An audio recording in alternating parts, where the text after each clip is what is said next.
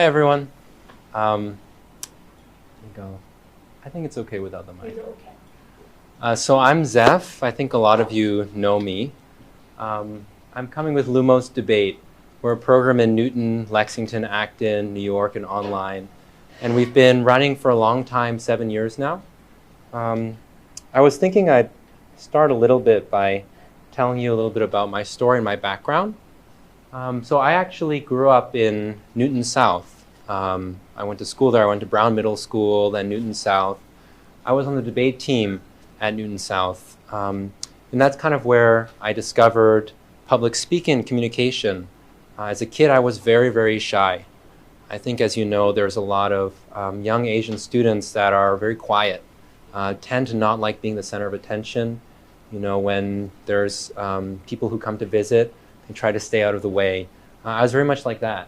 You know, when we're at the restaurant, I didn't want to order. I said, Mom, Dad, can you talk for me?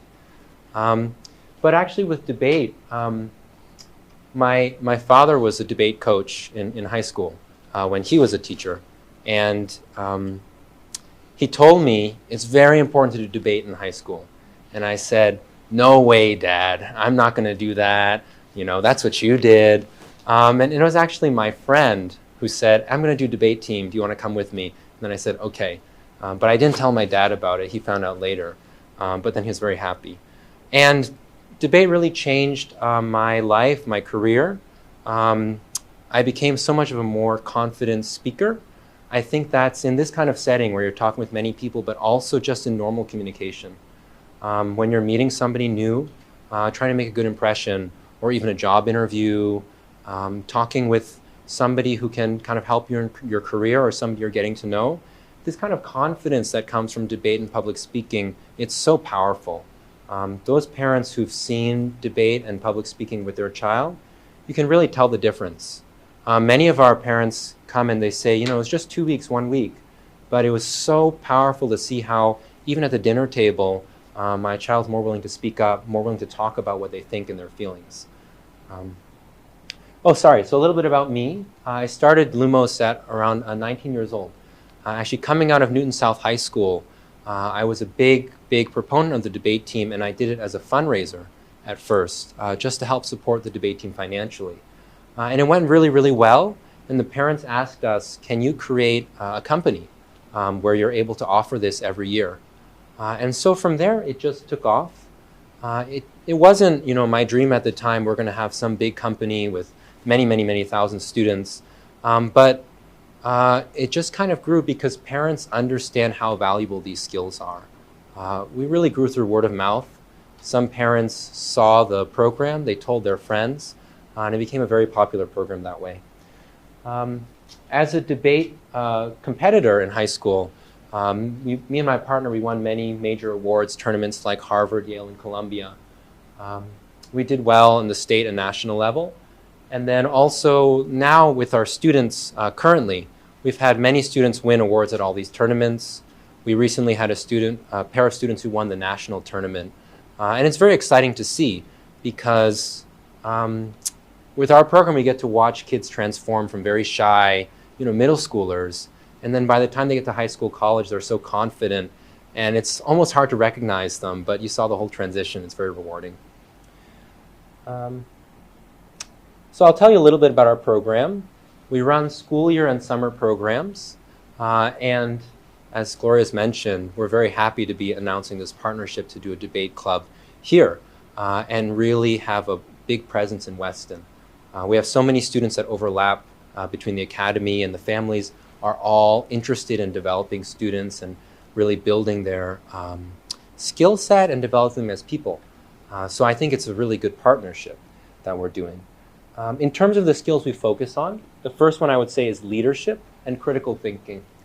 Leadership is about the communication, but it's also just about the confidence. What we talk about in our staff meetings, we talk about with each other in our programs, is one of the most important things we can do for kids is help them understand that what they think, what their feelings are, what their opinions are about events or situations, it matters, and that they should speak up about it, right? As a kid, there's actually not many situations where there's somebody who's just really listening to you, trying to figure out what you think and saying, okay, talk to us about it. In school, usually it's like, what's the answer? Is the answer right or wrong? It's not somebody really trying to say, what do you think? What do you believe? Because at the end of the day, once your kids are out of school, once they're in the workforce, there's no longer right or wrong answer everywhere. You actually have to have an opinion. That's what's valuable. That's what employers are looking for. That's what is important in the workplace. Critical thinking is the next skill. With debate and public speaking, there's a lot of creating an idea, but not just creating it, being able to explain it and defend it. When somebody says, here's my opinion, they question it, you have to be very rigorous in understanding why you believe what you believe. The next skill I would say is just public speaking confidence. We talk about public speaking, it's like a musical instrument or like a sport. It's not something that you can go to a class and learn. It's not something, I can't give you a lecture and say, here's all the important things about public speaking, and then when your kid leaves, they'll know how to do public speaking. It's about practice with really strong coaches. That's why all our programs are not really lecture-based. I can lecture for a long time and tell a kid what good public speaking is like. That's not going to help them. It's just like if you're learning to drive, the classroom part's not important, it's actually driving. That's how you become confident. It's very much the same with public speaking. Our program works with students from grades 4 through 10. We always emphasize it's important to start as young as possible. With public speaking, again, it's about confidence.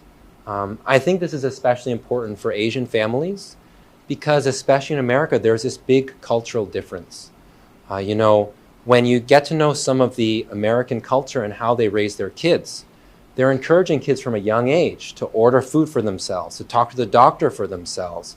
At the dinner table, when a stranger comes, they expect the kid to talk about, their day. This is very different from Chinese culture, right? Chinese culture traditionally is more, kids should be quiet. Even making eye contact with adults or elders is not always encouraged. So that puts our students at a disadvantage when they're in school, even later in life, right? So when you have these American kids who every day from when they're young, they're talking to strangers, they're communicating, they're getting practice every single day, every single week. There's a lot of catch-up we have to play because when they get to the American workplace, right, and their manager expects them to give a presentation, talk about their ideas, right? In the American boardroom, it's not just about respect. You get also respect from somebody gives a presentation and you say, here's what I think, here's where I agree and disagree. That's very important here. And our kids may or may not have that training just naturally. So I think that's why we say starting from a young age is so important. In our programs, we have a 5-to-1 student-teacher ratio. So that's important for us because the most important thing, like I've always said, is getting practice. The more practice your child gets, the better they're going to get at public speaking. It's just like, sports, just like if you're learning violin or piano. And it's practice with a coach and a good teacher who's able to say, I need, really oftentimes at the early level, it's more eye contact, more volume, more confidence. And it's just the more practice you get, the more comfortable you become. Every summer we work with thousands of students. We do in-person programs, we do online, a lot of summer programs.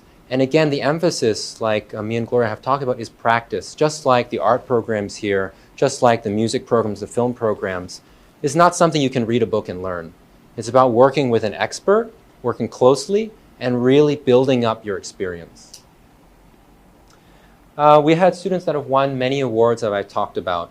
But I think one thing I'd emphasize is there's a lot of students and parents we work with where the parent says, I don't want my student to become some super competitive elite debater. We don't need to do that. My goal is just to give them more confidence in public speaking skills, expose them to a different environment and to peers that are confident talking, have them have good mentors. And those parents often find the most value from the program. Their student doesn't end up some champion debater, but they go from somebody who's very shy to somebody who's more confident. And that makes such a difference in school. When they're doing interviews for college, for graduate school, these things really, really matter. They really matter. I think as Gloria mentioned, we were awarded the Forbes 30 Under 30 in education back in 2019. And again, I think what I'd emphasize is our team has worked very hard and we did a lot We work very hard for this kind of achievement. But at the same time, I think what's really powered the company and pushed us forward is how much the parents really value these skills.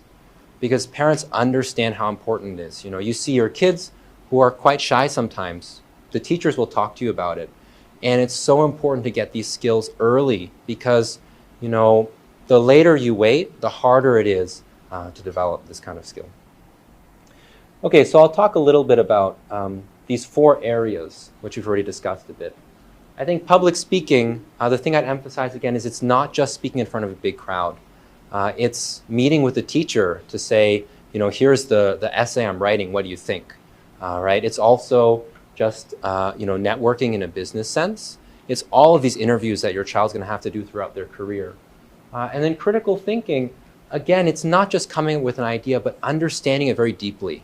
There's a different kind of thinking you have in debate because you need to be able to understand your ideas well enough that when somebody questions them, you have all of the internal logic really well figured out for yourself. That's something where a lot of people going through the world have a kind of surface level understanding of what they believe. And then when you question them, there's sometimes not that much there. So we find the students who do debate have a very different way of thinking. And for employers and colleges, they can tell. When you meet a debater, you can tell that they have a certain way of approaching the world that's more rigorous. Writing and communication, I think I would really emphasize. So maybe at this point it's worth talking about what a debate round looks like. So we do this thing called public forum debate. There's 2 teams of 2 students, typically high schoolers. They prepare for a couple weeks or a couple months before the tournament where they're doing a lot of research about a topic. An example of a topic might be that the United States should raise the minimum wage. There's also healthcare topics, political topics. Right now, the war in Ukraine is a big pressing issue. So we might debate about what kind of US intervention and what kind of policy we should have towards Ukraine. So the students, it's not like they're experts before they come into this topic. They're learning it for the first time, but they're reading articles, they're researching, they're talking with each other, and they develop what's called a case. The case is basically an essay about 2 or 3 pages long where they lay out their arguments with evidence and reasoning.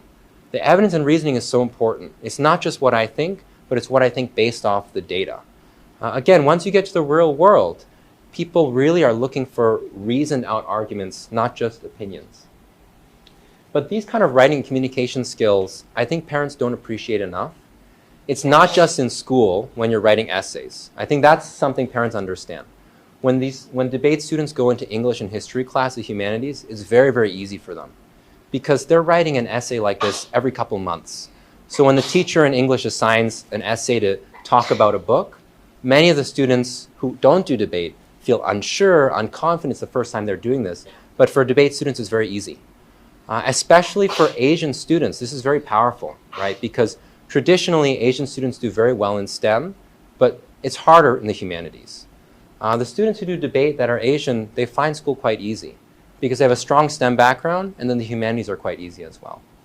But I think more than just that, parents don't appreciate how much these writing skills matter later in the career. I can't tell you how important is the ability to write an email or a memo that clearly lays out what you think in a way that the reader can understand quickly. I'm sure all of you have the experience where somebody writes an email, very long, many, many points, and at the end, you say, what exactly are they saying? What do they think? And then it affects how you think of that person, and it affects their ability to convince you of something. Even just this one skill in writing out, here's what I think, here's why, is so, so valuable. I've seen that in my career.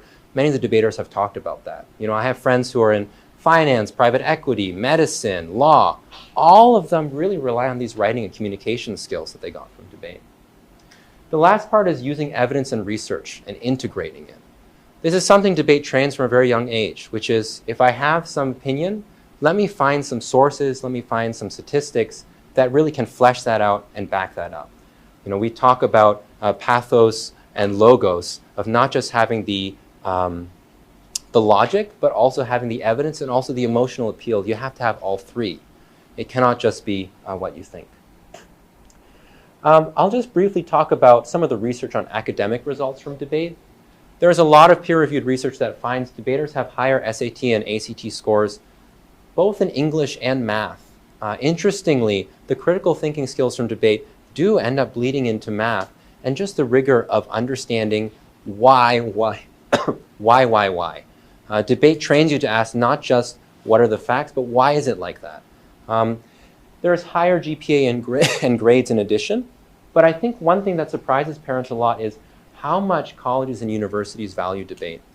There was some research from a professor at Yale, and he really looked at the different extracurricular programs your child can do.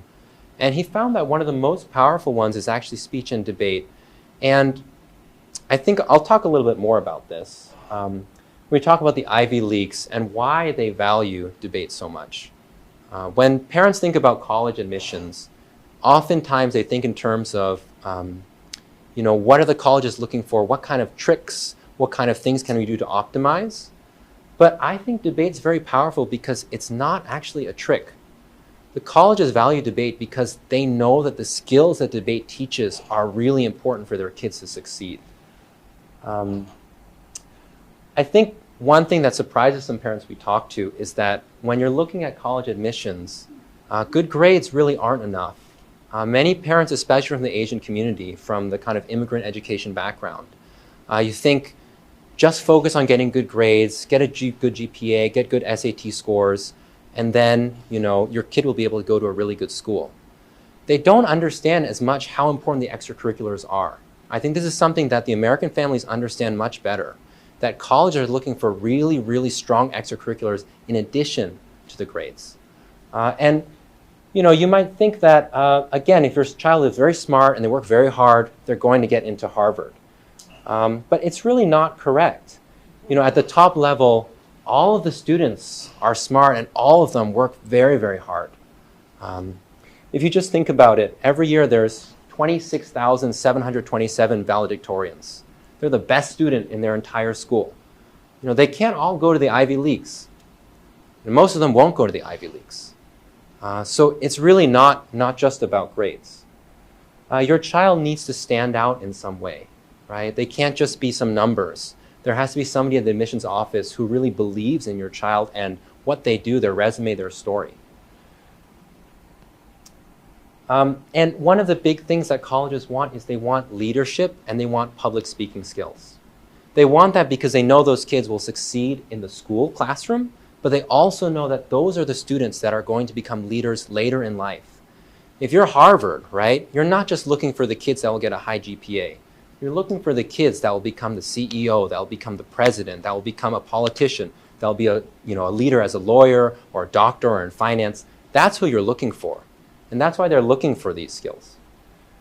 You might think about in the classroom, right? You imagine your child when they're in high school or they're in college. There's different types of students. You can imagine there's one student who's very hardworking, very dedicated. They spend a lot of time studying. Maybe they sit in the back of the classroom and they do all the tests very well and they get good grades. This is pretty good. But you can imagine another student, right, who in class they raise their hand and they ask the professor something and they say, can you explain more here? I'm very interested in that. Or they can say, I don't really agree. Can we talk a little bit about this? That's the student that's going to get noticed by that professor, right?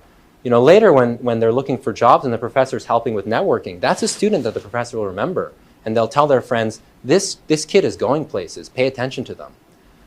So it's really, really important to have these public speaking skills.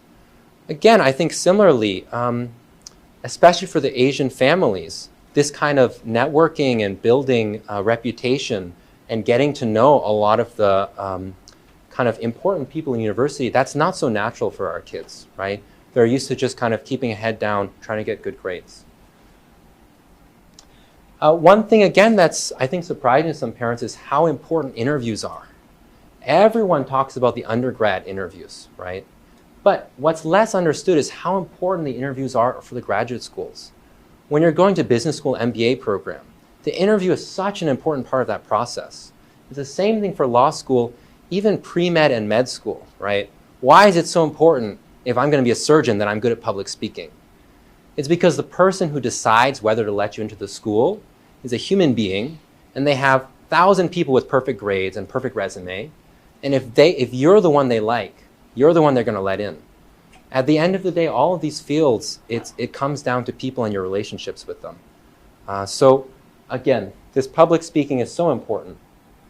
I think right now I talk a little bit about more practical issues. So as a parent, and you're thinking about, okay, debate's very important. What does it actually mean for my kid? How do I get involved? The first thing I want to give you a sketch of is the different types of debate in America. So debates typically at the middle school and high school level. You have a couple types. I'll talk about them quickly. There's policy debate. This was the first kind of debate that was in America around the 1970s. Now it's a little bit less popular. It tends to be very, very fast-paced. It's more technical. What I mean by that is there's a lot of research, maybe half a year of research that goes into debating. So these students are almost very academic. This is a little bit less emphasis on the public speaking skills. Then you have Lincoln Douglas debate. That's a one-person debate format, so it's one versus one. And it focuses a little bit more on philosophy, epistemology, ontology. Again, it's a little bit more academic. We focus on this third category. Excuse me. It's called public forum debate. This is what we teach. We like it because the first thing is it's pairs of two students against two students, which means that their child has a partner. They're not on their own. But we also like it because all the judges in public forum debate are parents or teachers or normal people that are not debate experts, which means that students have to develop the ability to communicate and really convince a normal person of what they believe and why they believe it. Those are the skills that are going to translate really well going forward. You also have these other forms: congressional debate, parliamentary debate, Model United Nations. These are a little bit more popular at the middle school level. Again, for our program, we focus mostly on public forum debate because we found that's the one that's the most powerful for students. But we always tell parents, whatever form of debate and public speaking you can get for your child, do it. Because just getting practice is what's the most important. I think I'll talk a little bit about how the local and national circuit work. So this is what we call the competitive debate scene. Again, we have many parents that aren't interested in this. They say, we're just looking to develop these skills in our child because they're going to be valuable going forward. And those parents really appreciate the program. But we also have parents that are saying, I think this is something my child might be interested in high school. This might be a large part of their high school academic career and what they want to do, for college and college admissions. You have the local circuit. That's the local high schools. Once a month, they have a tournament. Maybe 1,000 kids will come from all the different schools. Maybe 1,000 is too much. In the different events, maybe a total is 1,000. All the local schools, they come in and they debate. They do 6 different debate rounds on a topic. The students switch sides debating. And there's rankings and awards and everything. It's all at the local schools: Acton, Newton, Lexington, Concord, Carlisle, Lincoln, Sudbury, Weston. All these schools have debate teams and they host tournaments. They take turns. That's a local circuit. Those tournaments occur on Saturdays, and it's usually once a month. Excuse me. Then we have the national circuit. That's really where it gets more serious. Typically, that's high school juniors or high school seniors. Those are 2 or 3 day tournaments. They're usually overnight. You fly out there or you drive out there. You have the Harvard Invitational in February. You have the Yale Invitational in September. Columbia in New York, that's I think also in February. NSDA, that means the National Speech and Debate Association. NCFL is the National Catholic Forensic League. It's another large organization. And TOC is Tournament of Champions. These are the 3 big national tournaments. Actually, even to attend those, you have to qualify at previous tournaments. And these are the best debaters in the entire country. If you go to these tournaments, even the team that got last place, fantastic speakers, brilliant kids. But it's really the best of the best. And one thing, again, that parents don't fully understand, especially in the Asian community, one of the most powerful parts of debate at the competitive level is the networking. When you go to these tournaments, you get to know kids from all over the country. These are kids that your child's going to end up going to college with. And these are the students that are going to become the politicians, the lawyers, the leaders, the CEOs. So, most of the friends I have from debate are some of the best and brightest in the country right now, right? We were doing a business deal recently, and I called up a friend who's in private equity, and I just asked him for advice. And he said, oh, hey, Zeph, it's great catching up. And he was able to just give me all this advice. Not many students are able to do that from their connections from high school, right? Yeah, I think that's something that's very special from debate. You know, when you see a graduating class of debaters from a high school, you know, this kid's going to Harvard, this kid's going to Yale, Columbia, 2 kids going to Dartmouth. You know, they're all going to great schools. And then when they graduate, you know, I think it's really, I talk with my old debate coach all the time. It's really fun to see all the debaters go off and do things because all of them have the leadership skills and then the academic rigor. There's nothing they can't do. And it's more powerful because they all know each other. So they all help each other, right? That's how the world works. I'll talk a little bit about school programs. At the middle school level, typically you have speech teams and then you have debate clubs. Speech teams is mostly focused on just giving a speech. That's like, it's called declamation. There's also interpretation. That's more of a little bit more acting. Like you'll read a play or a book and the student will act out our storytelling. Again, it's very good to have these programs because it helps build confidence. Some schools also have debate clubs. These tend to be more rare. So actually recently Lumos has been trying to really grow the debate clubs at all the middle schools. So currently Brown Middle School, Oak Hill have a debate club through NCE, Kim Vanneman. We were talking about that. Lexington has some debate clubs. Milton Academy has a debate club. Phillips Andover, some of the private schools as well, but it's quite rare. That's why Lumos has been offering online programs. That's why we're partnering with Weston Academy. We really want to have more in-person middle school debate programs because parents really, really want it. They know how important these skills are, but it's so hard to get right now. Once you get to the high school level, you have both the speech team and debate team. Typically, they're under the same organization, so there's one teacher who runs both, but then you have different kind of student organizations underneath that. Again, we emphasize debate. If your school has debate, strongly encourage you to do it, and especially do public forum debate. And I've talked with many parents, you know, your child doesn't have to do debate team to try to become the champion of America. They should do it just to develop these skills because it will help them. And also, even just doing debate team and having that on the resume is very important for colleges. All the things I'm talking about, they understand because they see that the students that do debate really do well in their college careers. There's a very famous kind of article from the Dean of Admissions for Harvard University where he was a debater himself and he wrote, you know, the most important of all the different attributes we look at in students, the most important predictor of success is the students who do debate team in high school and in college. I thought that was really shocking, but it's such an important trend. And actually, it's not uncommon that a lot of these academic kind of advisors and administrators have a debate background. A friend was recently telling me, you know, I was commenting that the ACT and the new SAT are very similar to the skills we learn in debate. And he said, Zeph, that's actually not a coincidence. The person who's in charge of designing the SAT has a debate background. He's written about how those are the skills he's trying to develop. Okay, so we're finishing up here. I think I just talk about a couple options for students. I think the summer programs I've talked a little bit about, right? Lumos does summer programs.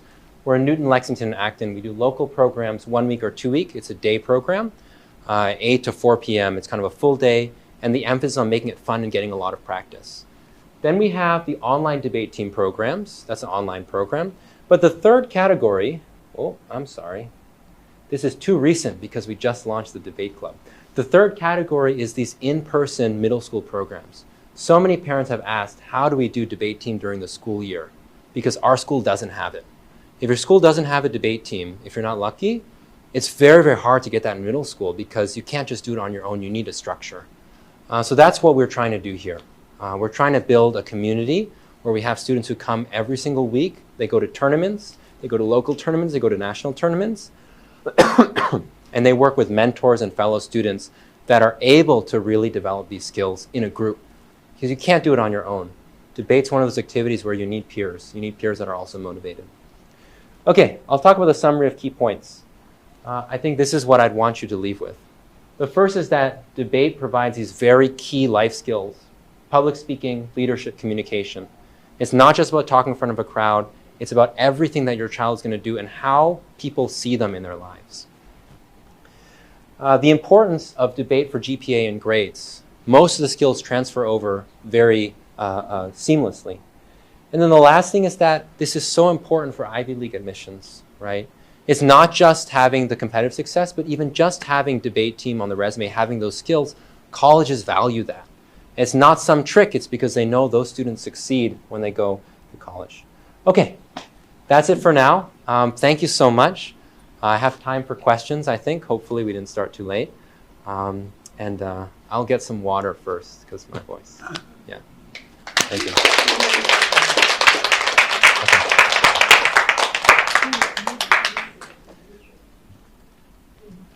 So, yes. Yes, question. Can you say a little bit more about the student demographics, like gender ratio, and whether it's open up to just non-Asian family as well? What's the most? So traditionally, debate in America is mostly male and mostly white, actually. For many, many years, it was mostly, and I think that's kind of stereotypical, right, of the kids who become lawyers, become politicians, oftentimes were kind of from upper class white families. And that's where debate has flourished. I'd say over the last 5-10 years, there's been a really big push to get more girls and women in debate. At Lumos, we're a big part of that, especially in Massachusetts. Many of the colleagues I've had are so surprised. So in Massachusetts, the top debaters traditionally for a long time was like 80% male. But when we started doing our programs and offering our programs, we actually found 50% of the students were female and 50% were male. And we're really curious why that was. And as we talk to parents, what we realize is that when it's in high school and there's a whole debate team and it's all boys and you're a girl coming in for the first time, it's not a very pleasant experience, especially because, frankly, at the high school age, boys tend to be less mature than some of the girls. But what was special about our summer program is that the parents were the ones signing up the kids. And the parents know it's important for all their students. So we've been putting a lot of effort into raising more and more female debaters. And that's made a big difference in Massachusetts, actually. Recently, the students I told you that won the national tournament, the TOC, it was one male debater, one female debater. We've recently had a number of female debate teams do very, very well at these tournaments. And that's the thing we talk about. You know, it's not like debate is more natural for male students. It's just that traditionally, that's what's been encouraged. And it's so important to make sure that debate is open to all students. I think the other part I talk about is Asian students, actually. For a long time, most of the tournaments were won by white students. I remember when I debated, I did feel it was a little bit of a disadvantage being Asian, right? You know, no matter how well you speak, some of the teachers, the parents, the judges, they're used to kind of assuming that the confident kids are these white kids who are dressed super well, tailored suits, all this stuff, right? For me, I didn't mind so much. I said, let's just practice more and just be better, you know? If you're just better, so good they can't ignore you. That was our motto. But actually now there's more and more Asian students in debate, just because the parents are realizing how valuable these skills are. A lot of the recent national championships have been won by Asian students, especially on the East Coast, Massachusetts, New York, New Jersey, a lot of Indian students, Chinese students, Korean students, you know, all kinds of Asian students. It's really great to see. Yes. Is your program open to non-Asian students? Yes. And We have a big mix. Of Asian, non-Asian in your program? I think, Cassie, you might know the demo better, but... Yeah, we have a mix. I'd say maybe like 30 to 50% Asian. It depends on the location, yeah. So I think some locations like 20% Asian, and then there's white students, there's Russian students, Indian students, black students. We have a big mix. New York obviously is a very different demo. Lexington's a different demo. Newton's a different demo. But it's a big mixed group, and we like our instructor staff to also be very diverse as well. Yeah. So what's Lexington's makeup? I actually don't know. You might just email us, and I'm sure we can just find the numbers for you. Other questions? Yes? Zeph, so my question is about how to find your partner, because which seems to be very important When you mentioned in the public forum, you have 2 students versus another 2. And how would you recommend to find this partner? Yeah, I think that's one of the most difficult parts of, this is one of the reasons why we always say to parents, the first step is you need to find a debate team, whether that's at the school, whether that's like a program like here, whether that's an online program. It's very hard to do it on your own. There are a couple examples where there's 2 friends who are very close, who have parents that are both very interested in this, and they'll just do debate on their own. That's a possibility, but it's very difficult. Like there was, 2 students from Falmouth actually, and they didn't have a debate team. They just wanted to do this. They worked very hard at it. They won the national championship, even though they didn't have a coach. It was just the 2 kids. But that's quite rare. That's quite rare. It's hard to do. Yeah. Yes. Your summer program. Yes. You said in person and then overnight. What's it overnight? Oh, so we don't have overnight. We do a day program only. Okay. I think that's maybe one thing that I would talk about. Yeah. Our programs are focused on the beginner and intermediate and slightly advanced level, because that's where we're hearing most of the parents want this help. I'd say if your child is really doing debate in middle school, in high school up to sophomore year, we're the perfect program for them. And what we tell parents is those last couple years, if they really want to go competitive in high school, 11th, 12th grade, that's when you do the overnight programs. There's one called NDF, and there's one called ISD, one's in North Carolina.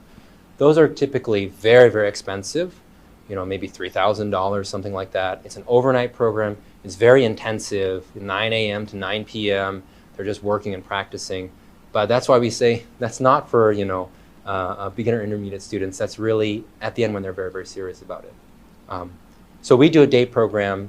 It's 9 to 4, and that's in Newton, LaSalle College, Lexington, Grace Chapel, Acton, and then also in New York City. Yeah. And yes. So when do you, when do we expect to see the Western Academy to start the program, the debate club here? I think right now we're actually in discussions trying to figure that out. So we'll let you know over WeChat and everything. Yeah. Because we live close by, so yeah. We have a lot of Western families. This is one of the reasons we're so excited to partner. Yeah. So let us know your available time so we are to work with the details. Yeah. To set up. Okay. So and also we could organize a small WeChat group. So any questions? So you can after this meeting you can join so we can talk all the details. Yeah. Thank you. That's good. Yeah. Yes. My next question might be a little philosophical. Sure. Say, if you have seen a lot of debaters, maybe not formally trained later in life, Yeah. work, and they like to win arguments. Oh my gosh. But that's not necessarily them a good person to work with or Yeah. a good leader. So I wonder, what do you think about how your organization take on this philosophical aspect of debate? What is debate really about? Right? How it's connected to leadership? Yeah, so I think one thing that's important is we do this thing called switch side debating. So the students have to debate the pro side, and they also prepare the con side. And then they prepare responses to the pro side, and they prepare responses to the con side. And I think there's often many immature young debaters. They approach it like they're trying to win an argument. They get upset when the judge doesn't agree with them. They try to prove the opponent wrong. And we tell them, you're never going to convince the opponent. They're on the other side. You're really here to articulate a set of beliefs and points. And because it's switch side debating, as you get more mature, you realize that it's very gray. It's not just black and white. There's really good arguments for both sides, and oftentimes it's very contextual. After researching a topic, doing dozens of debate rounds, you might ask a debater oftentimes, okay, so what do you think? Do you really agree with, that we should raise the minimum wage? And they'll say, I'm not sure. It's very, very complicated. It's probably different for this context or that context. It depends on what your goals are. Debate makes things more confusing in a way, which I think is good. There's no simple answers. I think the other thing is that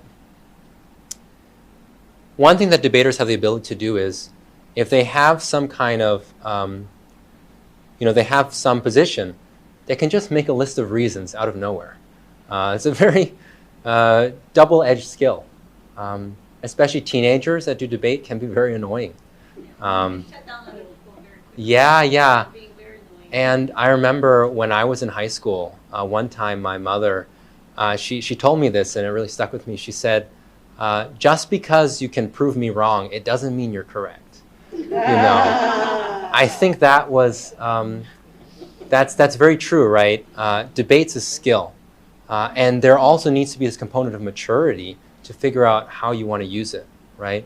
Especially in personal arguments, it's not very useful to prove the other person wrong if their feelings are hurt, right? It's that saying, people don't remember what you say, but they remember how you make them feel.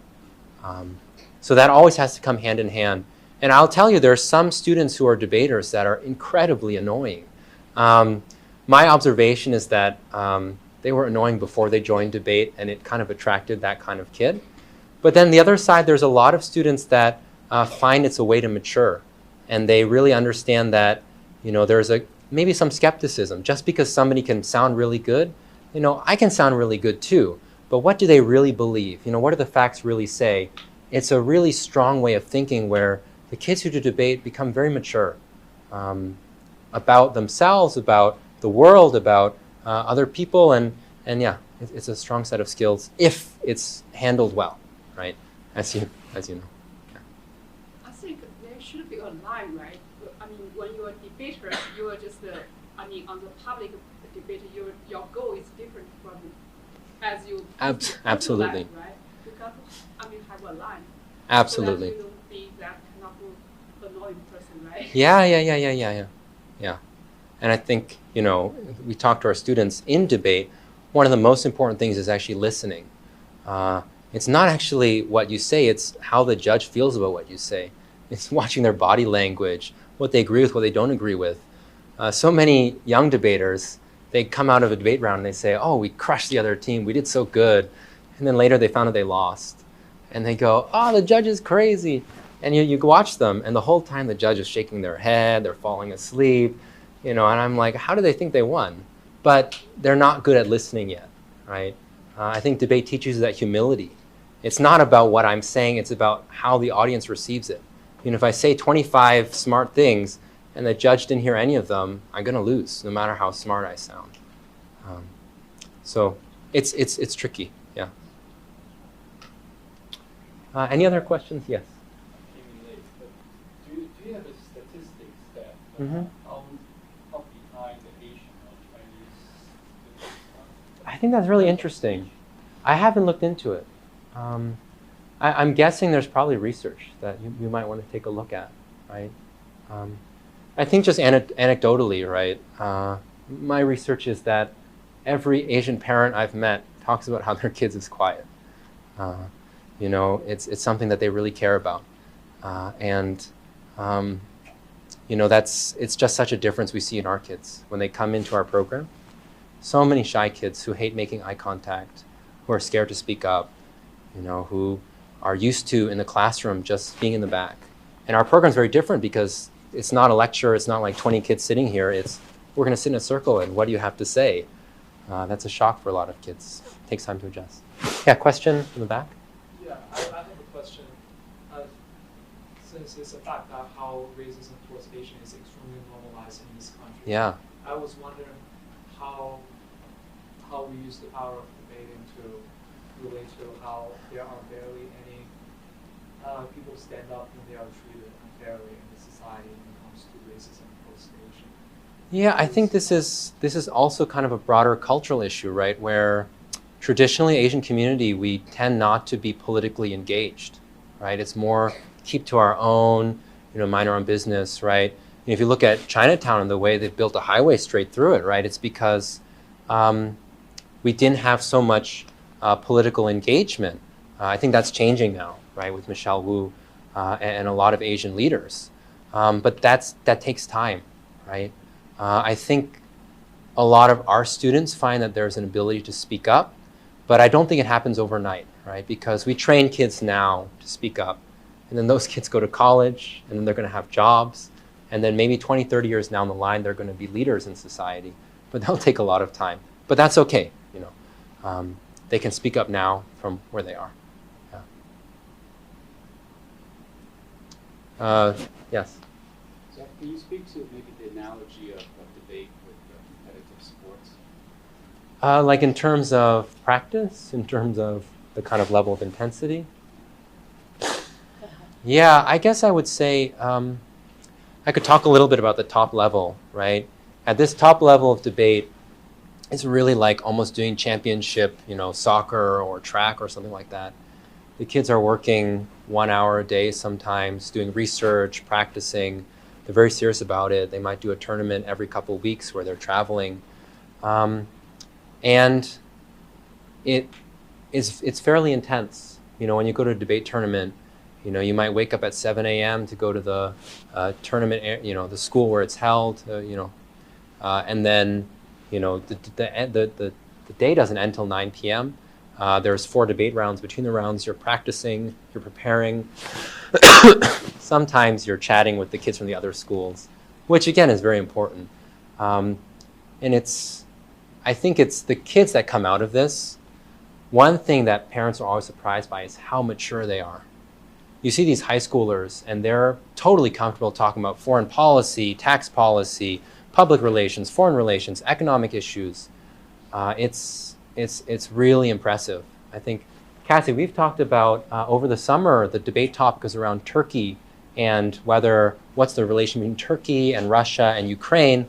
And so when we had the Ukraine crisis happen, excuse me, when we had the Ukraine crisis happen and when Russia invaded, we had parents actually talking to us. They emailed us out of the blue. They said, I was so shocked. We're at the dinner table, and then my middle school child, they started telling me about, you know, Ukraine foreign policy and what the implications are for the U.S. and entanglement. And they said, I didn't know how my kid knew all this stuff. And, you know, we had guests over, and they said, wow, your kid's a genius.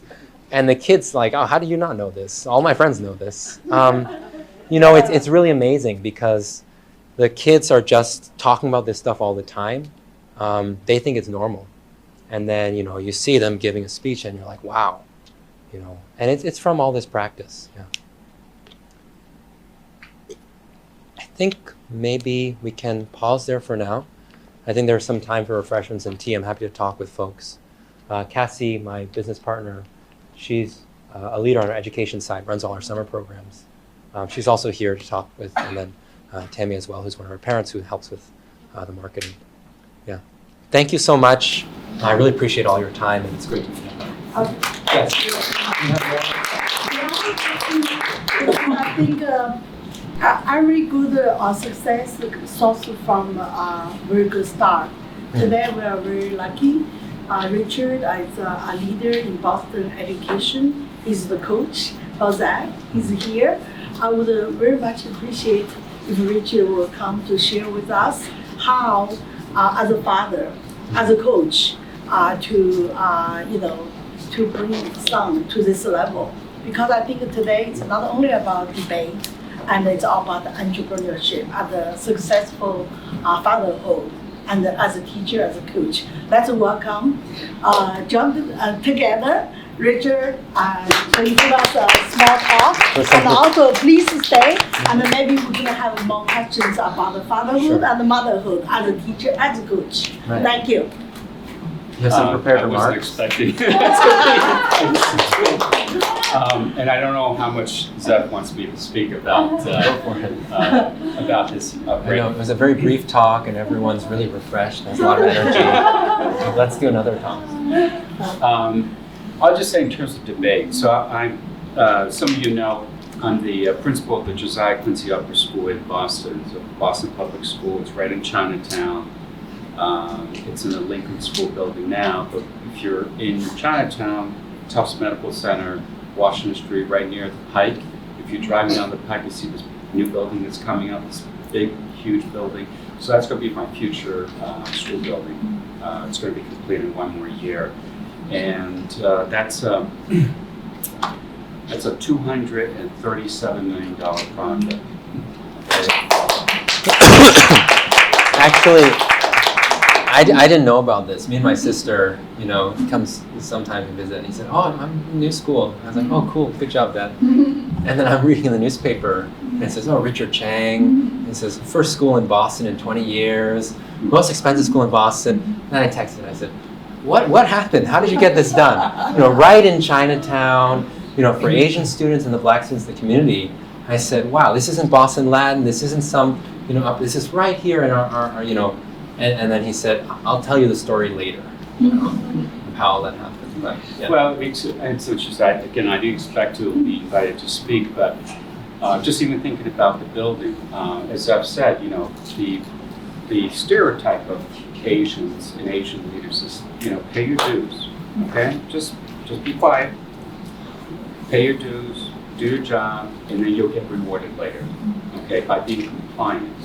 So what people don't understand, and this is what I think Jewish leaders understand, this is what Black leaders understand, and I would say Latino leaders more than Asian leaders, is you don't have to be liked to get what you want, but you have to be respected. Okay, so as a community, we always want to be liked. So what happens is Asians tend to be very polite with white leaders. Okay, and you don't want to offend them, right? Just face and all that. Yeah, you want to be careful of face. You don't want to humiliate people in public. Okay, but nevertheless, it's okay if you have uncomfortable conversations. In fact, if you don't have uncomfortable conversations, it means you're not asking enough. Okay, let me give you a point. You notice how a lot of Asian fundraisers, okay, there are a lot of Asian fundraisers. What happens? So the politician comes, whether it's a presidential candidate or the governor, somebody's running for gubernatorial office or something, and then there's a picture time, and that's it. You know what Jews ask for? You know what Blacks ask for?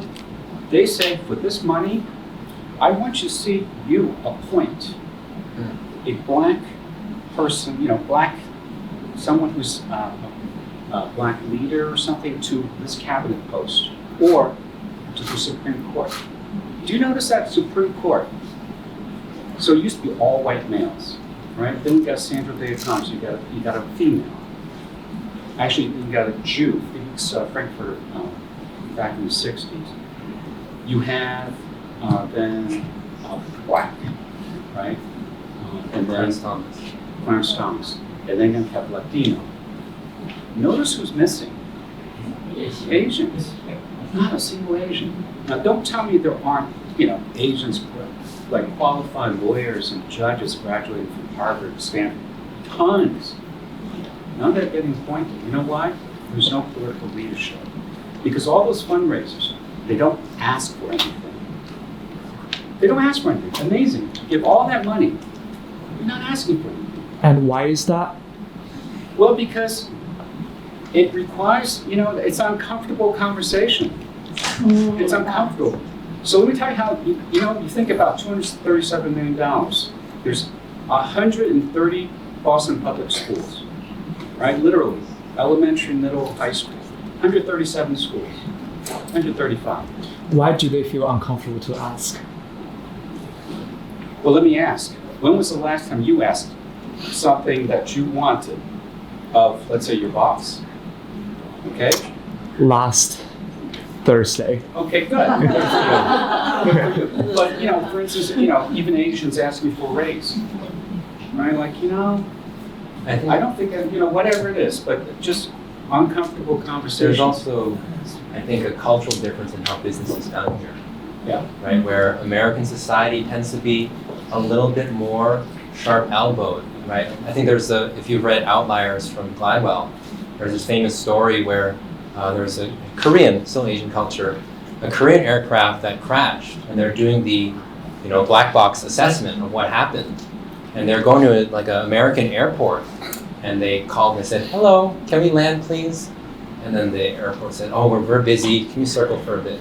And they said, 30 minutes later, they said, "Hey, we're running low on fuel. Can we land, please?" And then they, circled a bit more. And then they ran out of fuel, and the plane crashed into the mountain. And, Gladwell said, hey, if this guy's from New York, he says, buddy, I got to land the plane, get me a spot, right? But that's not in the Asian communication kind of vocabulary, right? So there's this cultural gap when we have Asian leaders talking with white leaders, where, what might be a strong ask from us isn't received that way and doesn't get understood that way, where what would read to a different community as really asking might be very uncomfortable, and it's not normal, not natural in some of the cultural areas.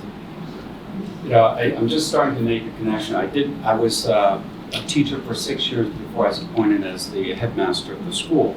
We're now 18 years altogether, so 12 years as headmaster and 1 year as assistant superintendent. Possibly in that process, so let me tell you how the Chinatown building came about. It was Mayor Menino that first, when he was leaving, as a favor, he blessed our building and said, okay, go ahead and start the building. Now, of course, he was leaving, so he didn't have to worry about the money and everything, but he started it, okay? Menino came in, Walsh came in. What happened was, we had a joint project, and then with another school, Boston Arts Academy, but then Mayor Walsh said, no, I'm sorry, that project can't go forward, okay? Now, we requested a meeting with Mayor Walsh to ask why, so I brought a few key family members, Asian, Black, Latino family leaders, and he sat down in the Eagle Room, that's the mayor's conference room, and he looked at us and he said, look, I know I'm canceling this program, but I promise you, we're going to get you a building as a mayor, okay? And so the very next year, we made sure that it was in the state of the city address, because when you say it, then you have to commit to it. The very next year, he said, you know what, Richard, I can get you a building in Charlestown, okay? The Bunker Hill Community College, he said, there's a parking lot there now, I can take over, and we can get you a building right away.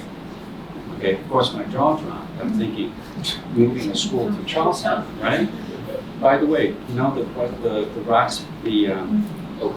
O'Brien School being moved from Roxbury to West Roxbury, it's kind of interesting from this perspective.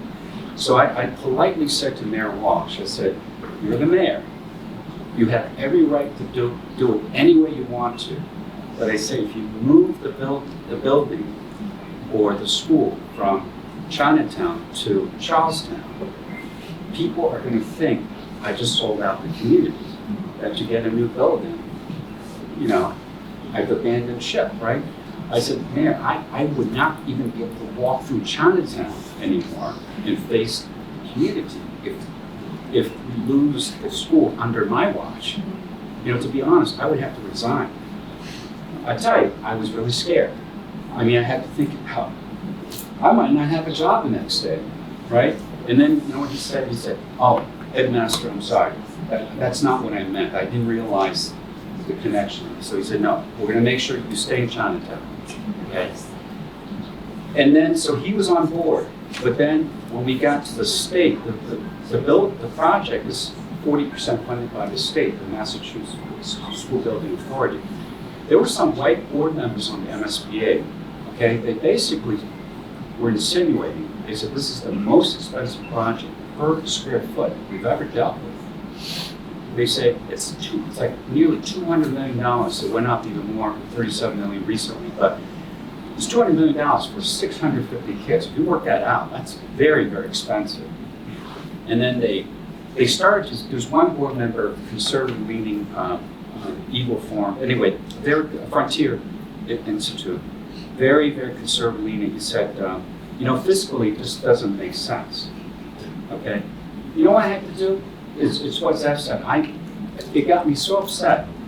When I spoke to the board, I said, with all due respect, the reason why it's expensive is because Chinatown real estate is very expensive, if you haven't noticed. You know why Chinatown real estate is expensive? Because it's scarce. You know why it's scarce? Because in the 1950s, right, the state authority, federal authority, decided to take a slice for the Mass Pike and cut Chinatown in half, or bisected it And then the southern part eventually withered away. And then you got the I-93, the expressway. They took land there as well. So we have less land today, and therefore real estate more expensive. Now you're telling me we can't have it because it's too expensive? And so if you add insult to injury, you're going to take the school and put it elsewhere, or not give us a building at all. You know, I have to say, after that conversation, he backed down. And from then on, he became a supporter of ours. Okay, so this is what I mean. You don't have to, see, you don't need for them to like you, but you got to have them respect you. But you know what's interesting about American politics and leadership? Once they respect you, they're going to end up liking you. Because what happens is they can do deals with you now, right? You can deliver, and they know that they can lean on you as an ally. So the first key is you got to be able to advocate, stand up, and think of public speaking. Like for my students, so my school sometimes is called the fourth exam school because we do get a lot of kids into really big colleges. But we're not exam school. In fact, we're the opposite. I lose about 2/3 of my students to exam schools. So they take the best test takers in mind, right? Not just the top 10%. The top 65%, they take and send them off to the 3 exam schools. Then they leave you with the bottom third, and then they say, I'm going to hold you accountable for them, right? The MCAS and everything. But amazingly, over time, I have them for 7 years from grade 6 to 12. We have the International Baccalaureate program. And so, interestingly, we work with them for 7 years. It's like making sausages. What happens is they start as kids who are rejected by the exam school. They're not motivated. You know, many of these are Black, Latino kids. If it's Asian, they're not the affluent. These are the children of the restaurant workers, hotel workers, right? These are the parents will say to me, look, here's my number, but if you call me during the day, I can't answer the phone because I'm at work and my boss won't let me answer the phone, so I can only take it after 5 o'clock, right? So these are all the working class, blue collar workers. You know where their kids are going to for school now? They're going to Harvard. We got them into every Ivy League except for Brown. And 25% were accepted by Northeastern last year and the year before. You say that 25%? 25% of the whole class? Of the senior class, wow. Yeah. So here's my observation. This is why I say to the, one of my last event at school was going to the debate team luncheon, okay? Debate team luncheon. And those are the middle school, this was the middle school luncheon. And I said to them, I said, I guarantee you, if you stay with the debate team until you're a senior, I guarantee you, you're not only going to get into a good college, you get a full ride scholarship. Okay, so I get the low-income kids, and they don't have the connections. They don't have the, they're not legacy, they're not the, high net worth, and they don't have great SATs. They don't have anything that your kids have. But they got the credibility of their school transcript with ID grades and debate. Because what colleges do know, debaters do not drop out of college. They're very, very, very, very academically competent. Okay, but not just more than just academically competent, but they're just they're active participants of their community. They find debaters make a difference, right? They're heard. And they contribute to the life of the school. And so I'm a big believer in debate. For my students, for you, it's extracurricular, nice to have. For my students, it's the only way out of town. It's the only ticket, virtually guaranteed. If you do debate until you're high school senior, I guarantee you're going to get into a good college. This is for the low-income, no connection kids, right? And that's what debate does. It's very transformative. So that's true for my kids. You can only extrapolate what happens for your kids. Okay, I hope your kids will be the first generation to make it to the U.S. Supreme Court. Okay, look, there's no Asian in the U.S. Supreme Court. Not only that, I'll just mention finally is if you watch the State of the Union address, every year in January, this president will give the speech, State of the Union. If you look carefully, that's when all 3 branches of the government are there. first of all, no Asian Supreme Court justices, very few Asian congressmen and senators, except you see a whole bunch of Asian wives of the white congressmen and senators. You will find more Asian wives than you will actually the politicians. Okay, so that's very interesting. Yes, yes, yes. First of all, let's get more women debaters and women into leadership positions like Michelle Wu. I think Michelle Wu might be a future president. She's got the stuff. Okay, she's got the stuff. And I would be, at least I wouldn't be surprised. I can't say that I would expect it because it's so hard. But if she does, I wouldn't be surprised. But anyway, so I think it's really important, you know. I mean, don't have your kids just go to Goldman Sachs or go to, Bain or go to these top, your Wall Street trader and become fabulously wealthy. You know what? Big deal. Who cares? Right? Nobody's ever going to remember you for how much net worth you had, but everybody will remember you, the impact you had or your children have on the community. That's what people remember you for. So encourage them. This is a crowd where your kids are going to go places, but don't brag about the net worth of your kid. Brag about how they contributed to the net worth of their employees and their staff. And, one day when you take Zeph out for dinner, ask him about his corporate structure. It's very interesting. Anyway, thank you.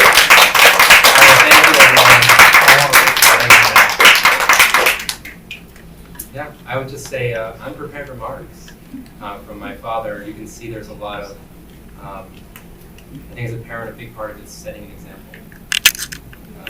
I know why you're so outstanding because you have a great father. That's what I think too. But actually, my next question will be, I'm just so curious. I mean, you talked about you have a principal father, but it looks like you did just follow what he said when you were in high school. No. It's so interesting to know because finally you grew up as a founder of the debate. I mean, that's so interesting. So you said you weren't just very outgoing and you were shy.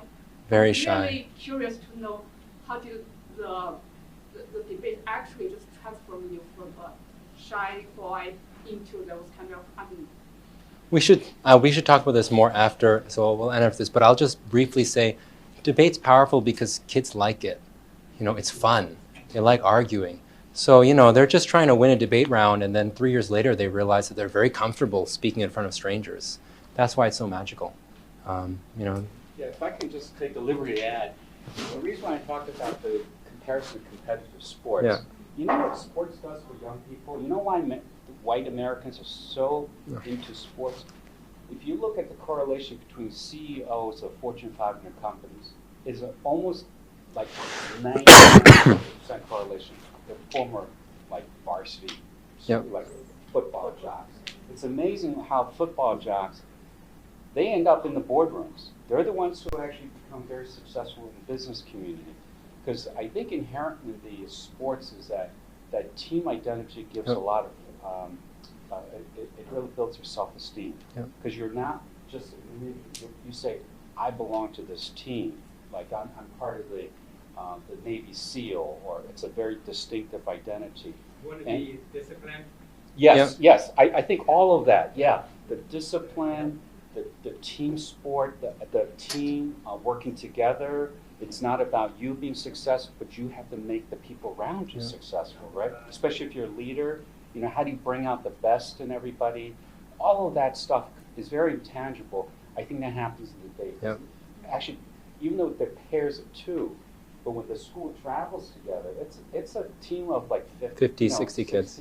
Or dozens of kids, and you're going as the Newton South team, Newton South. And you research together, you work together. You're working together, you're sharing information, like we just went up against that team, they start to share information. These are the arguments they made, so they help each other, So it's very much a team sport beyond just the two. And, That's right. And I think that, so if your kid is not athletically gifted as many Asians are, or these days. I don't want to stereotype, but if you don't want your kid to be a football player, the next best thing, and I would say comparable, is to have them join the debate team, because it really is like a competitive sport. Yeah. It confers all of the advantages, and so it's not surprising that debate team people end up on boardrooms as well. You know, so anyway. Can I have a question? I do have a question. Yeah. Can you share a little bit of your experience on how do you convince Mayor Walsh? I have you probably plan the debate already. You know, you have your element of that, and then you figure. I have a suggestion. I don't know if this is the greatest conversation to do on camera. In addition, do you think maybe we could split up? Let's do refreshments. We can chat. Also, I know some of the kids are probably melting right now. Yeah. Okay. But also, it's, you know, sitting a long time. I've been there. Like this guy, you know, he's probably dying out here. You know. Talking about reading the audience. See, he's very good with young people. You know. So. Yeah, let's put it this way. Let's make it. Yeah, let's. Okay. You can break and do other, and then we can have like a conversation. Yeah, more, perfect. Parlor, you know. Yeah, we'll be here for a while. Yeah. Thank you. Okay, let's do that. Okay. Okay. Thank you, everyone. This was a blast.